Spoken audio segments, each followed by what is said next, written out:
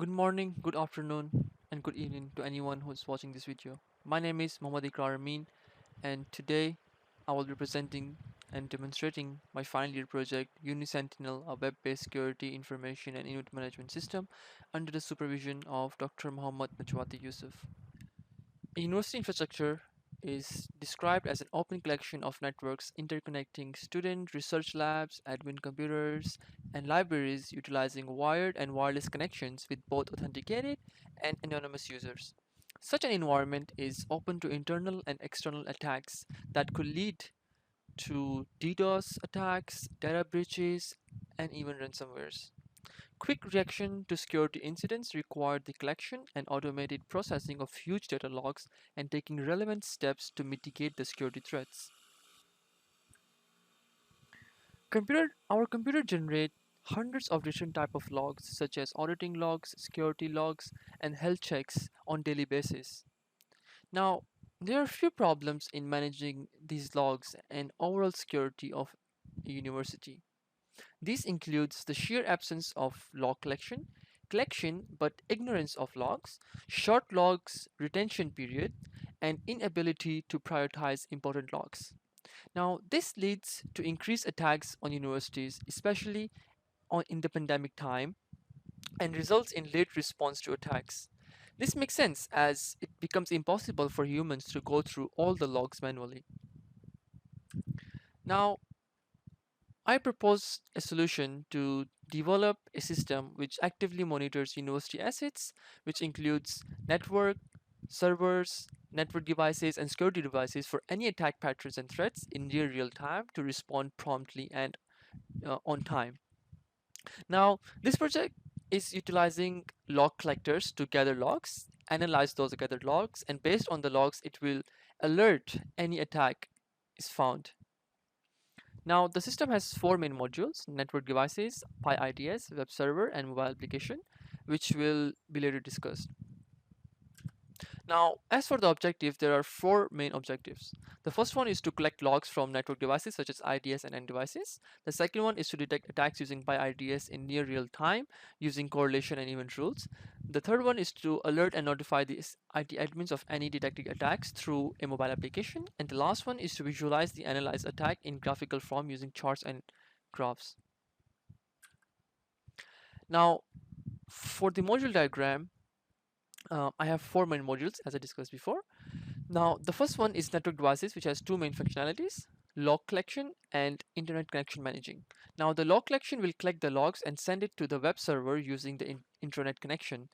Now, the second module is PyIDS, which has three main functionalities: network monitoring, that will actively monitor the network, and attack detection agent, which will detect if any attack is inside the network, and then it will store that log into the storage, and then that log will be sent over to the web server through the internet connection. Now, in the web server, there are four functionalities. The first one is the log storage. The second one is the information and event visualization. The third one is log parsing, so that we get more information out of our raw logs. And the last one is alert and notification managing, which is responsible to send the alert to the mobile application through the internet connection. Now, at the mobile application, we have two functionalities. The first one is the internet connection manager, which is responsible for managing the internet connection between the web server and mobile application. And the second one is alert and notification manager, who's responsible to receive the alerts from the web server. Now, if you look at this overall system architecture, we have two main networks. The first one is the private network that is inside a university network. Now, inside a university, there is a PyIDS installed inside a network. Now, this IDS will monitor all the traffic that is going through all the devices. Then it will send if there's any attack detected, it will send it through the intranet to the web server. And inside the intranet, inside the university net, there are also some other devices connected to it that are also sending the logs to the web server. Now, in the web server, the first thing that will receive the alerts is the Wazoo, which is a log parser, which will parse the logs and then store them in the Elasticsearch.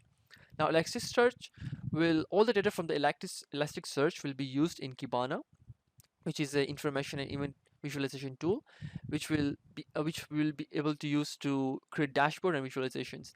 Now, there's also a service called Elastic Alert running in the web server that will actively monitor any log inside the Elasticsearch, and based on some rules, it will send a notification to the mobile application through the internet. And these mobile applications are on a public network. Now let's move on to the demo. In demo, we have three cases. The first and second cases are quite similar, and the difference between them is that the first case we will generate a DDoS attack, while the second case I'll generate an SSH brute force attack. And in the both scenarios, we will receive an alert in the web server, and also we will receive a mobile notification. And the third scenario is more on the visualization and the reporting part of the application. Okay, so before I go into starting my cases, let's first look at what are the devices that are connected to the web server and which are the agents that are sending us the logs to the web server. So over here you can see we have two devices that are sending logs. The first one is the desktop, that is a Windows machine, and another one is Pi, that is a Pi IDS, that is monitoring a network which is running a Linux on it. Okay, let's start with the first case. So now I will try to simulate an attack, a sync flood attack, and let me go back to my previous commands, and yeah, here. So right now this command will be used to do a sync flood attack using the S flag, and it will send a lot of packets per second using random IP addresses on port 80 and through this IP address. So now when I execute the attack, now I will wait for a few seconds and stop it. Now as you can see, I have around 1500 packets that I've sent, and if I go back to my server where there are all the logs gathered over here, and in a few seconds I will be able to see a packet, or rather an alert appear with the latest time. So now you can see that we have two new attacks over here. So this is being sent from Pi IDS. You can see the time is 11:02 and 11:02, and if we wait for a couple of more seconds, we should be able to receive an alert inside our mobile application. So here's a notification with the information about what kind of attack it is, and if we click on it, and now we can get even more information about the alert, and it says that it is using a source port of 5536, destination port of 880, destination IP, source IP, severity, and this and the protocol. Now if we go back and we refresh, we should be able to see the latest information. And as you can see at the top, the latest information is available, and that we received it at 11:03. Now let's move on to our second case. Okay, back to our attacking machine. Now I will try to generate a SSH brute force attack to the Raspberry Pi IDS, and we'll try to send the alert to the server. So here's the command that I'll be using. So it will target the IP address of the Raspberry Pi. Then it will use the username UniSentinel server, which is actually wrong. Then it will also use a raw queue word list to initiate a dictionary based attack on SSH port. So if I click enter, now it will take some time to try to attempt to attack again and again. So as you can see, it tried first, second, it's trying different passwords. If you wait for a while, and while we're looking at it, if we go back to our web server, and also we open our machine, our mobile application. Okay, as you can see that someone is trying to SSH into the server and trying to authenticate, but it's being unsuccessful. And there's also a message that someone's trying to brute force, and if you keep looking at our mobile application as well, we should be able to receive a SSH brute force attack notification. Okay, so here's the notification that we just received just now. So if we click on it, then it will go in and tell us more information about the attack as well. And here you can see that the destination port used is 22, which is the destination port of SSH service. And it's using the destination IP address, which is the IP address of the PyIDS that the attacker is trying to go to. And this is the source IP is the attacker's IP address, and its severity is high, and it's using TCP protocol to initiate the attack. And in the mobile application, if you go back and refresh, now we'll be able to see the SSH brute force attack appear on top, which is the latest attack.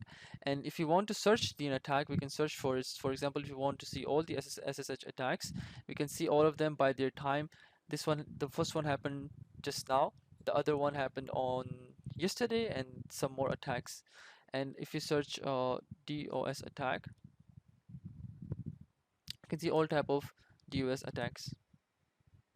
Now, from this point onwards, the SIEM admins and IT admins will be notified in near real time, and they can take action immediately afterwards. They can go to the IDS, they can go to the firewall, they can make sure that their IDS and firewall is protected, and they can add some more IP addresses to block certain IP address that is trying to attack into the system. Or if the severity is very high, they can even disconnect the um, computer that is being targeted from the rest of the server, so that the malware or my virus does not propagate to the whole network. Lastly, let's look at the scenario 3, where we will be looking into visualization and reporting of UniSentinel. So let's first look at the first visualization, which is about the agents. Now, we have a couple of different visualizations over here. So the first one is to check how many agents are currently active, and all three of them are active. And on the right side, we can see that which agent was sending how many logs per day. And the three agents that we have is the PyIDS, a Windows machine, and the web server itself. And over here we have a map of approximate map of where the traffic was coming from and where these agents are installed on. And we can see that it is mostly inside the Malaysian region. And this information is about the logs with respect to their severity level. And over here you can see that most of them are low severity, which can be overlooked, but uh, the most important ones are the severity of 11, and these are the ones that needs to be really looked into and researched on. And it really helps the SIEM admins to narrow down all the logs that really needs their attention. And lastly, we can see in the last few visualizations that how many logs were sent from the Windows machine, how many of them were sent from the web server, and how many of them were sent from the PyIDS. Now let's visualize the different attacks that were being generated by the Suricata, which is basically an IDS installed in Raspberry Pi, which is actively monitoring a network. Now, here we have different metrics. The first one we can see is how many severity level alerts were sent to the web server. Most of them were warnings, but there were few critical ones. These includes the DDoS attempt. And down here we can see the category. We have denial of service and also some information leak. Then we have some types of attacks. Then we can see like 18% of attacks were the sync flood attacks, and 9.45% of them were ICMP flood attacks. And some more information about the attacker IP address and the victim's IP address, which are the devices inside our server and also inside our network and university infrastructure. Now, there are also some filtering options available if you want to filter by the type of the category of attack. If you only want to see, let's say, denial of service attack, it will only show us information about denial of service attacks. Now let's move on to some other information that is provided. So this flow visualization is basically how much data was being sent from the attacker's device to the server device. So we can actually calculate how big the payload of the attack was. And one of the interesting visualization over here is the Sankey, which basically correlates to attacker to the victim. So here we can see that if we're monitoring our device, whose IP address ends with 0.205, and we can see like around 4 different IP addresses attacked this single device. And if you see that this device is being attacked a lot and the most amount of time, then that means that either this device has a really weak, it has a lot of vulnerabilities. So we can really focus on securing this specific device. And now let's look at the reporting that is offered by UniSentinel. Okay, so over here is the different reports. So in report definition, we can actually define which visualization that we want and what is their period for their generation. So right now I have two different visualizations. One is the weekly agent overview and one is weekly IDS threat overview that will give us weekly information about what kind of attack happened so that we can further go into it and see what is actually happening with our infrastructure, and also we can share it with the stakeholders that can actually see it and tell us, they can decide on what needs to be improved and whatnot. And if you click on this generate PDF button, it will generate a report for us. So here's a report. You can see that it has generated the report for the PyIDS for from 6 to 13 July, and how many attacks that were generated, 6 critical threats, and which of the attacks were the most prevalent was the DDoS UDP, and less prevalent was sink flood attack. So let's talk about the benefits of UniSentinel.